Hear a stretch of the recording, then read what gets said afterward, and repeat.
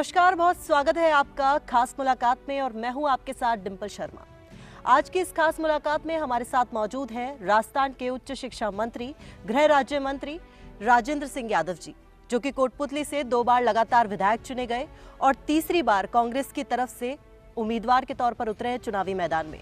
Sir, सबसे पहले तो आपका बहुत बहुत स्वागत है और पहले सवाल की शुरुआत मैं यहीं से करना चाहूंगी कि इस राजनीतिक सफर की शुरुआत कहां से हुई, किस वक्त आपने ये पहला कदम रखा?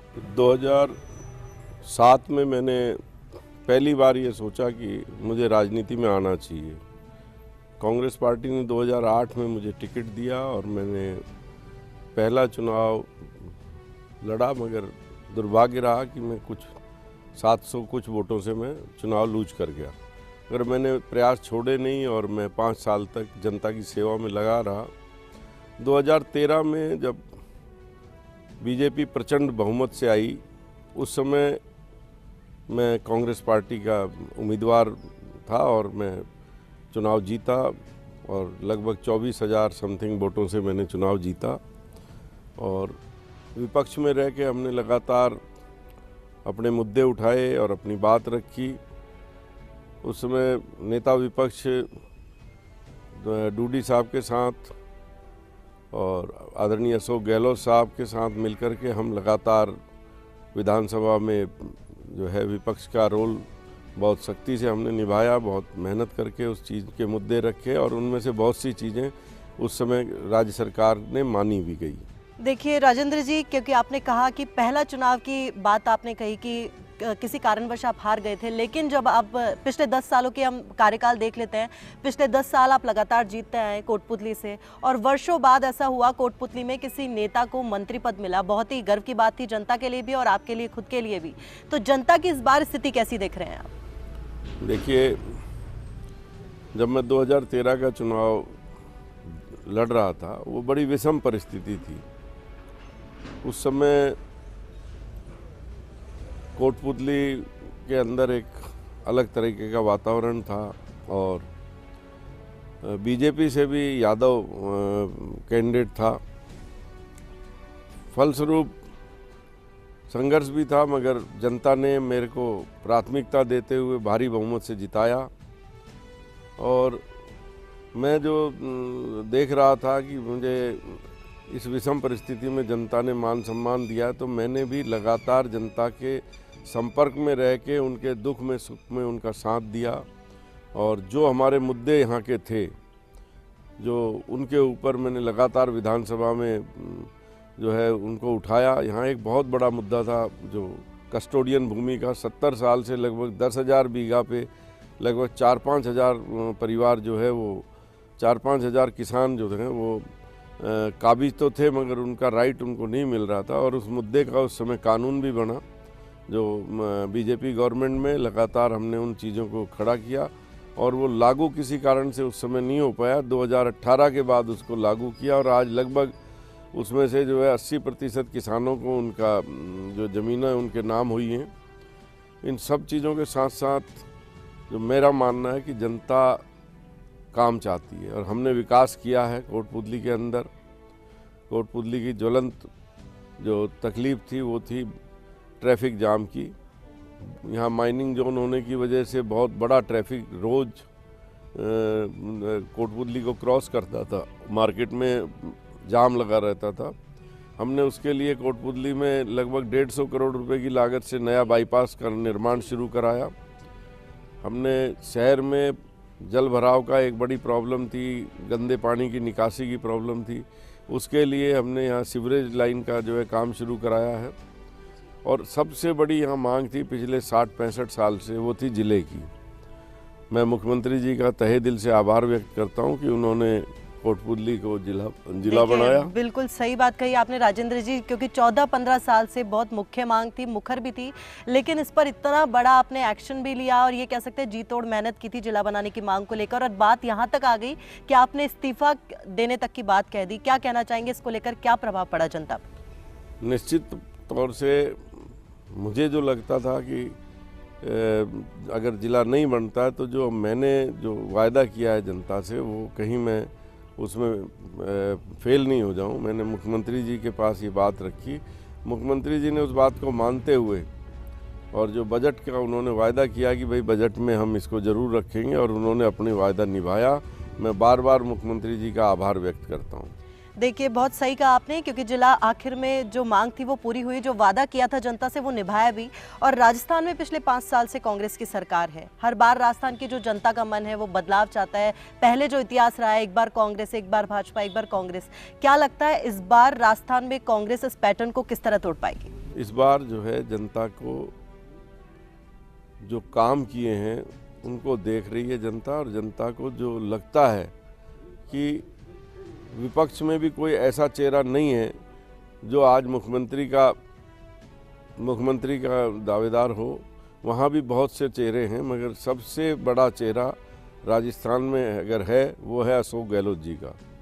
तो जनता के जितने काम किए हैं उन्होंने, ओपीएस और चिरंजीवी योजना और विभिन्न योजनाओं के अंदर उन्होंने लगातार जो चीज़ें जनता को सौगातें दी हैं, तो जनता भी इस बात को समझती है कि ये सारी चीज़ें केवल अशोक गहलोत ही कर सकते हैं। इसलिए जनता उनके साथ है और भारी बहुमत से अशोक गहलोत जी चौथी बार मुख्यमंत्री बन रहे हैं। देखिए, सही कहा आपने, मुख्यमंत्री अशोक गहलोत की योजनाएं वाकई इस बार ऐतिहासिक भी थी, जो बजट में घोषणाएं भी की। लेकिन उसके साथ साथ ही अगर मैं बात करूं उच्च शिक्षा की, क्योंकि देखिए पिछले बीते दिनों किस तरह से जो नए शिक्षा हब के रूप में विकसित हो रहा है राजस्थान, अगर बात उच्च शिक्षा की हो तो इसको किस तरह से देखते हैं आप? देखिए, राजस्थान में हायर एजुकेशन के अंदर बड़ा काम हुआ है। हमने रेगुलेटरी अथॉरिटी नई बनाई है, उसके अंदर चेयरमैन अपॉइंट किया। राजस्थान में 2018 में मात्र 250 सरकारी कॉलेज थे। 2018 के बाद से और 2023 तक 311 नए महाविद्यालय बनाए गए, जिसमें 94 महाविद्यालय बालिकाओं के महाविद्यालय थे। इसके साथ साथ 40 से ऊपर एग्रीकल्चर नए कॉलेज खोले गए, और आपको कहें वेटनरी का जो था, वेटनरी के अंदर भी जो है बहुत बड़ा काम हुआ है। हमारे कोटपुतली में वेटनरी कॉलेज खुला है, ऐसे 3-4 जगह और वेटनरी कॉलेज दिए गए हैं। ये सारी चीज़ें शिक्षा के लिए मील का पत्थर साबित होंगी।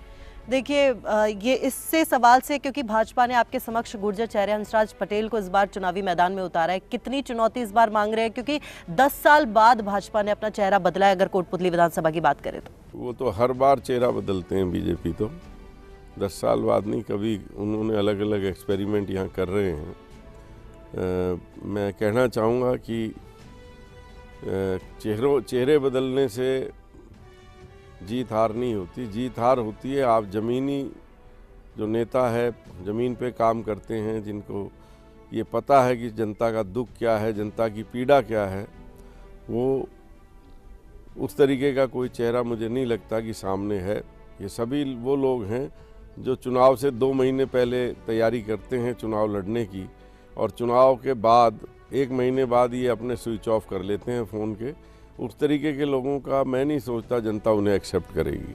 देखिए, सही कहा आपने, चेहरा बदलने से विकास नहीं होता, नहीं चेहरा बदलने से जनता का विश्वास जीता जा सकता है। क्योंकि कहीं व्यक्ति विशेष पर चुनाव होता है, कहीं नाम पर चुनाव होता है, कहीं पार्टी पर चुनाव होता है। लेकिन क्योंकि आप पिछले 10 साल से लगातार यहाँ पर विधायक चुने गए हैं, पिछले 10 सालों के कोटपुतली के विकास को आप किस तरीके से देखते हैं? कोटपुतली में पिछले 5 साल में मैं कहूँ आमूलचूल परिवर्तन हुआ है। कोटपुतली में 3 तो हमने नई MDR बनाई है। इसके सिवाय जो सबसे बड़ा काम किया है वो मैं मानता हूँ इन्वायरमेंट के लिए, हमने यहाँ रिजर्व फॉरेस्ट 50 वर्ग किलोमीटर में रिजर्व फॉरेस्ट का काम किया है। ये इसके साथ साथ एजुकेशन में बड़ा काम हुआ है। वेटनरी कॉलेज और एग्रीकल्चर कॉलेज और ये सब यहाँ खुले हैं, और ज़िला बना है। आपको मैंने पहले ही बता दिया है कि सड़कों से लेके, पेयजल से लेके, आपका एजुकेशन से लेके, हेल्थ की अगर बात करें तो हेल्थ में बहुत बड़ा काम हुआ है। यहाँ CSC बनी है, 2 PSC बनी है, 10-12 नए सब सेंटर्स खुले हैं। आज हमारी कोई पंचायत ऐसी नहीं है जिसके अंदर हेल्थ सब सेंटर ना हो। आज कोई पंचायत ऐसी नहीं है जिसमें पशुओं का सब सेंटर ना हो, और पशुओं के भी 4-4 हॉस्पिटल यहाँ नए खोले गए हैं। ये सारी चीज़ें जनता के हित में हैं, जनता की ये सब चीज़ें नज़र आती हैं विकास की। देखिए, क्योंकि चर्चा जारी है, लगातार तमाम मुद्दों पर बातचीत हम कर रहे हैं, लेकिन चर्चा आगे भी जारी रहेगी। लेकिन मिलते हैं एक छोटे से ब्रेक के बाद।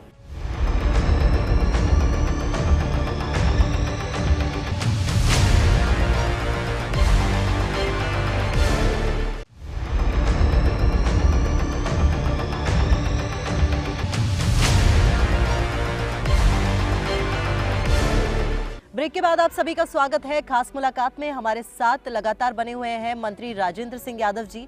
बातचीत हम कर रहे थे कोटपुतली के विकास के मुद्दों को लेकर भी, और तमाम जो प्रदेश में उच्च शिक्षा के मुद्दे हैं उन पर भी बातचीत हम कर रहे थे। सर, सवाल यही यहाँ से शुरू करना चाहूँगी, अब जब क्योंकि हम चर्चा कर ही रहे हैं, लगातार विकास की बातचीत हम कर रहे हैं, तो एक सवाल ये भी कि कई तरह के मुद्दे यहाँ पर और भी हैं। नहरीकरण को लेकर है, पेयजल की जो आपने बताई कि कुछ काम हुआ है, पर कुछ अभी जनता और भी मांग चाहती है उस पर। मेडिकल कॉलेज, रेलवे लाइन, ऐसे तमाम मुद्दे, उसको लेकर क्या कहना चाहेंगे? किस तरह से अगर 5 साल आपको मौका मिलता है, किस तरीके से काम होगा? अगले 5 साल के अंदर कोटपुतली में बड़ा बदलाव देखने को मिलेगा। सबसे पहले हम पेयजल पे अगर बात करें तो हमने यहाँ के सभी गाँवों को अंदर जो है पेयजल की जो स्कीम, घर घर नल पहुंचाने की स्कीम हमने पूरी कर ली है। उसमें लगातार काम चल रहा है और हर गांव में पानी की टंकी बन चुकी है, कुछ में निर्माणाधीन है, तेज़ी से काम चल रहा है। क्योंकि 2 साल कोरोना काल की वजह से डिस्टर्ब ज़रूर हुआ, मगर ये सारे काम तेज़ी से हो रहे हैं। जो ग्राउंड वाटर है वो हमारे पास कम है, इसके लिए हमने बात रखी माननीय मुख्यमंत्री जी को। इरसरदा बांध जो 2013 में मुख्यमंत्री जी ने शुरू किया था और 2013 के बाद सरकार बदलने के बाद बीजेपी गवर्नमेंट ने इरसरदा बांध को बंद कर दिया था।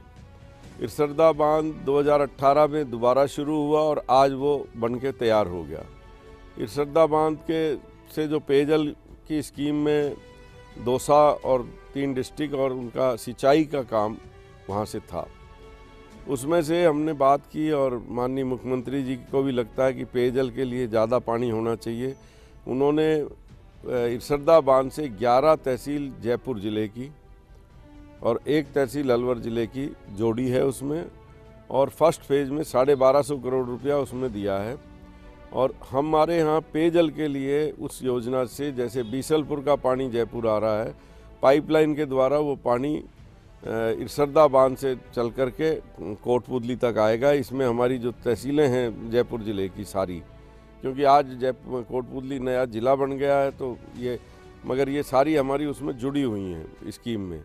इस स्कीम के तहत लाडा का बांस पांवटा तहसील में एक गांव है जहां 18 बीघा ज़मीन स्टोरेज के लिए पानी की पंप लाइन और उसके लिए भी ले ली गई है, सरकार से अलॉट हो चुकी है। उसमें उसका काम जल्दी शुरू हो जाएगा और पाइपलाइन के द्वारा यहाँ पानी जो आएगा वो पेयजल के लिए, पूरी तहसील के लिए, हमारी पूरी विधानसभा के लिए सफिशिएंट उसमें पानी का इंतज़ाम हम करेंगे। हम ग्राउंड वाटर को मिनिमम इस्तेमाल करेंगे, एक पहली बात। दूसरी बात, यमुना का फ्लड का पानी सरप्लस हमारा है जो हम ले नहीं पाए हैं किन्हीं कारणों से, हम उसके ऊपर भी माननीय मुख्यमंत्री जी ने विचार किया है। इसके सिवाय ERCP जो स्कीम है जो चंबल के पानी की, उसके ऊपर भी गौर कर रहे हैं। दोनों में से जो भी योजना यहाँ माकूल होगी उसके तहत कोटपुतली में नहर का पानी भी लेके आया जाएगा। देखिए, खास मुद्दों पर क्योंकि बातचीत करें, अभी आपने तमाम मुद्दे बताए, क्योंकि पेयजल को लेकर भी काम जितना हुआ है और आगे किस तरीके से होगा। एक मुद्दा, क्योंकि बेरोजगारी को लेकर भी अहम मुद्दा है यहाँ पर। बीते दिनों कोटपुतली की जनता से हमने बातचीत करी थी, तब एक मुद्दा सामने आया था कि इंडस्ट्रियल एरिया यहाँ पर और होना चाहिए ताकि जो बेरोजगारी अभी तक है, जितनी भी बची है, उसको भी पूरी तरीके से दूर किया जाए। क्या कहना चाहेंगे इस पर? निश्चित तौर पर मैं कहूँगा कि अभी कोटपुतली भौगोलिक दृष्टि से ऐसी जगह आ गया है जो आने वाले टाइम में ये राजस्थान के नक्शे पे बड़ा इंडस्ट्रियल ज़िला बनेगा। आज बात करें तो हमारे पास विभिन्न सेक्टर हैं, जैसे गारमेंट सेक्टर की बात करें, हम हौजरी सेक्टर की बात करें, फूड इंडस्ट्री की बात करें, ऑटोमोबाइल इंडस्ट्री की बात करें, इन सब की अपॉर्चुनिटीज़ यहाँ पर हैं। इंडस्ट्रियलिस्ट चाहता है कि उसको कानून व्यवस्था ठीक हो, वो सुरक्षित रहे, तो निश्चित तौर पे यहाँ आएगा। अभी हमने हमारे ज़िले के अंदर नीमराना और शाजापुर इंडस्ट्री एरिया भी जोड़ा है, ताकि हमारा ज़िला एक इंडस्ट्रियल टाउन पहले से कहलाए। जब हम अभी सरकार बनने के बाद जब नया रिको इंडस्ट्री एरिया बनाएंगे तो उसके अंदर ये हम कह सकते हैं कि भाई हमारे पास ऑलरेडी हीरो की कंपनी है, हमारे पास डाइकन है, हमारे पास पार्ले कंपनी है, ये सारी हमारे ज़िले में विभिन्न कंपनियां ऑलरेडी यहाँ पे लगी हुई हैं। तो जो नया इन्वेस्टर आएगा, जो नया इंडस्ट्री वाला आएगा, वो आसानी से हमारे यहाँ आएगा और हम यहाँ बहुत ही अच्छा अलग अलग जो हमारे फील्ड हैं, अलग अलग जो इंडस्ट्रीज़ हैं, उन सब के लिए अलग अलग तरह से इंडस्ट्री जोन बनाएंगे और उन सबको यहाँ न्योता देंगे कि आप ज़्यादा से ज़्यादा यहाँ इंडस्ट्री लगाओ। जो हमारे यहाँ एंटरप्रेन्योर हैं उनको भी प्रोत्साहन देंगे कि वो भी इंडस्ट्री लगाएं और निश्चित तौर पे आने वाले 3-4 साल के अंदर कोटपूतली के अंदर आपको बहुत अच्छा एक इंडस्ट्रियल जोन भी मिलेगा और उभरता हुआ ये शहर ज़िला राजस्थान के नक्शे पे सबसे ज़्यादा रोजगार देने वाला ज़िला बन के उभरेगा।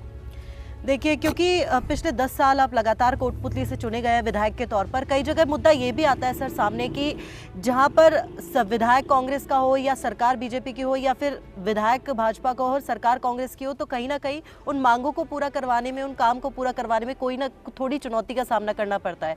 क्योंकि फिलहाल की अगर बात कर ले तो अभी कांग्रेस की सरकार है, लेकिन इससे पहले भाजपा की सरकार भी थी जब भी आप विधायक थे। कितनी चुनौती की तरह आप देख सकते हैं, या फिर ये कहेंगे कि जिसे काम करवाना हो, जितने मांगे पूरी करवानी होती है, वो करवाने में सक्षम हो ही पाता है? निश्चित तौर पे आपकी बात ठीक है कि सत्ता पक्ष के विधायक में और विपक्ष के विधायक में कुछ फ़र्क है, मगर जो विधायक होता है वो अपनी आवाज़ उठाता है तो निश्चित तौर पे सरकार सुनती है। हमारा जो विधानसभा का पटल है वो माध्यम है उस चीज़ का। हमने बताया आपको, पिछली बार जब मैं विधायक था हमने यहाँ ओवरलोड के लिए काफ़ी कुछ इनसे कहा। यहाँ हमारी सड़कें ख़राब थी, उसके लिए 1.5 घंटा तक उस समय विधानसभा के अंदर जो है जवाब तलब हमने किया, बहस हुई। बहस के बाद उस समय के मंत्री पीडब्ल्यूडी मंत्री यूनुस खान जी ने उस बात को माना भी और हमें सड़कें भी दी। इसके साथ साथ कोर्ट हमारे यहाँ था तो कोर्ट एडीजे कोर्ट कम थे, एक कोर्ट था और 44,200 के करीब केस थे। इन सारी चीज़ों को जब मुद्दों को हमने उठाया तो इस बात को लेकर के सरकार ने संज्ञान लिया और हमारे यहाँ एडीजे की नई कोर्ट खुली। हमारे हॉस्पिटल, बीडीएम हॉस्पिटल में बेड कम थे। हमने उनको बताया कि हमारे यहाँ जो एडमिशन्स हैं हॉस्पिटल में वो ज़्यादा हैं, बेड की कमी है और इसका डाटा बना के विधानसभा में रखा। विधानसभा में रखने के बाद इस बात को सरकार ने माना और हमारे यहाँ बेड बढ़े। ये सब चीज़ों के लिए अगर विधायक थोड़ा सक्षम है तो निश्चित तौर पे सरकार कोई भी हो उसका काम नहीं रुकता है। देखिए, क्योंकि पिछले 5 साल में अगर बात करें राजेंद्र जी की, 5 साल सरकार ने जो योजनाएं दी है बजट में, चाहे चिरंजीवी बीमा योजना को लेकर हो, गैस सिलेंडर की दरों में राहत को लेकर हो, तमाम ऐसी योजनाएं हैं जो जनता के हित में काम कर रही। क्या मानते हैं जनता में, प्रदेश की जनता पर कितना असर पड़ रहा है और इस बार चुनावों में उसका कितना असर देखने को मिलेगा? देखिए, मैं 2 बात कहना चाहूँगा। ये मुख्यमंत्री जी के विवेक पे तय होता है। जो मुख्यमंत्री गरीब की सुनता है, गरीब की सोचता है, ग्रामीण क्षेत्र की सोचता है, ढाणी में बैठे हुए आखिरी आदमी के बारे में सोचता है, तो वो निश्चित तौर पे उनके कल्याण के लिए कुछ ना कुछ योजनाएं बनाता है। जो मुख्यमंत्री केवल और केवल पूंजीपतियों से मिलते हैं, जैसा कल्चर बीजेपी के अंदर अभी डेवलप हुआ है, तो उन लोगों के पास उस तरह की कोई योजनाएं नहीं होती। वो केवल और केवल उद्योगपतियों को फ़ायदा दिलाने के लिए काम करते हैं। हमारे मुख्यमंत्री जी हमेशा मैं देखता हूं उनको, वो जो है गरीब के लिए कैसे क्या कर सकते हैं जिससे कि उनका जीवन स्तर उठाया जा सके। उन्होंने विभिन्न योजनाएं, जनहितकारी योजनाएं बनाई हैं जो आम जनता के लिए हैं। और ऐसा नहीं है, उद्योगपतियों को भी सम्मान दिया है। यहाँ से बड़ा सेमिनार हुए, इन्वेस्टमेंट उनकी बड़ी आई हैं, उनको भी उन्होंने जो है वेलकम किया है। उनके लिए भी रेड कारपेट बिछाए गए हैं, उनको आगे लेके आए हैं। हमारे बहुत से उद्योगपति हैं जो सोशल सोसाइटी के लिए भी काम करते हैं, उनको भी हमने बहुत यहाँ पे राज्य सरकार ने प्रोत्साहन दिया है। तो ये सब मिला करके मुख्यमंत्री जी का जो सोचना है वो गरीब के लिए हम क्या कर सकते हैं, ये जनहितकारी सरकार है मुख्यमंत्री जी की। ये निश्चित तौर पे सबसे पहले गरीब का भला करने की सोचते हैं और होना भी ये चाहिए। देखिए, तमाम मुद्दों पर आप बता रहे हैं, बातचीत आप कर रहे हैं लगातार, क्योंकि अगले 5 सालों की अगर मैं बात करूं, क्योंकि चुनाव सामने हैं, क्या कहना चाहेंगे, क्या खास मुद्दे जो जनता के सामने रखना चाहेंगे जिसके आधार पर वोट अपील की आप मांग करेंगे? कि अगले 5 साल के अंदर कोटपूतली की अगर बात करें तो मुख्य मुद्दा यहाँ पानी का है। तो पहला तो हम नहर के पानी का इंतज़ाम करेंगे। हमारा जो इरसरदा बांध का पानी है वो तो ऑलरेडी वहाँ से स्कीम बन चुकी है, वो लेके आएंगे। इसके साथ साथ रोज़गार के लिए यहाँ हमने इंडस्ट्रियल जोन बनाने की बात कही है। यहाँ रेजिडेंशियल जोन हम अलग से जो है डेवलप करेंगे और कोटपूतली ज़िले को जेडीए की तर्ज पे, जैसे जो जेडीए जयपुर डेवलपमेंट अथॉरिटी है उसकी तरह यहाँ नई अथॉरिटी हम लोग बनाएंगे। माननीय मुख्यमंत्री जी का भी मन है और यहाँ पर आईटी का हब बनाने के लिए भी हमने विचार किया। हमारे पास सरप्लस लैंड यहाँ है सरकारी, जिसके अंदर हम ये आईटी का बड़ा हब यहाँ तैयार करेंगे। रेलवे के लिए जब आप बात करते हैं तो हमने हमारी सरकार आती है तो जिस तरीके से हरियाणा के अंदर हरियाणा गवर्नमेंट और रेलवे के संग जॉइंट वेंचर में वहाँ रेल कंपनी बनी है, हमने भी आगे विचार करा है कि भाई आने वाले टाइम में हम भी यहाँ अपनी एक रेल कंपनी राजस्थान गवर्नमेंट और रेलवे के साथ मिलकर के बनाएं और उसको हम सुचारू रूप से यहाँ, क्योंकि यहाँ बहुत ज़्यादा पोटेंशियल है रेलवे का, उसको आगे बढ़ाएंगे। और एक आखिरी सवाल सर मैं आपसे करना चाहूँगी कि एक आखिरी मैसेज जो कि क्योंकि आप तीसरी बार चुनावी मैदान में हैं कोटपुतली से भी, और प्रदेश की जनता या जनता को लेकर कोटपुतली के विकास के लिए क्या ऐसी बात है जो आखिरी मैसेज जो आप कहना चाहेंगे जनता? कोटपुतली की जनता को मैं ये कहना चाहूँगा कि विकास की इस लड़ाई में भागीदारी निभाएं और कांग्रेस पार्टी को विजयी बनाएं। पहली बात, कोटपुतली एक ऐसा ज़िला बन के उभरे जिसके अंदर शहर की अगर बात करें तो बहुत ही व्यवस्थित यहाँ नई मार्केट डेवलप हो रही हैं, उसको हम और ज़्यादा अच्छा तरीके से डेवलप करेंगे। इसके साथ साथ ग्रामीण क्षेत्रों में भी कनेक्टिविटी और बढ़ाएंगे। यहाँ पब्लिक ट्रांसपोर्ट का जो है उसका दायरा और बढ़ा करके इस पूरे क्षेत्र को एक वेल डेवलप्ड डिस्ट्रिक्ट के रूप में आपके सामने पेश करेंगे। ये मैं जनता से बार बार यही अपील करता हूँ कि आप सब धैर्य के साथ आने वाली 25 तारीख को कांग्रेस पार्टी को विजयी बनाएं और माननीय मुख्यमंत्री जी के हाथ मजबूत करें। बिल्कुल, हम भी यही उम्मीद करते हैं कि आप इस बार जीत की हैट्रिक फिर से लगाएं, और क्योंकि आपने पिछले 5 साल में अपनी मेहनत की, जनता ने आपका काम देखा है और अब फैसला करेगी जनता। हार और जीत जनता पर निर्भर करती है। आज के इस खास मुलाकात में बस इतना ही। दीजिए इजाजत, नमस्कार।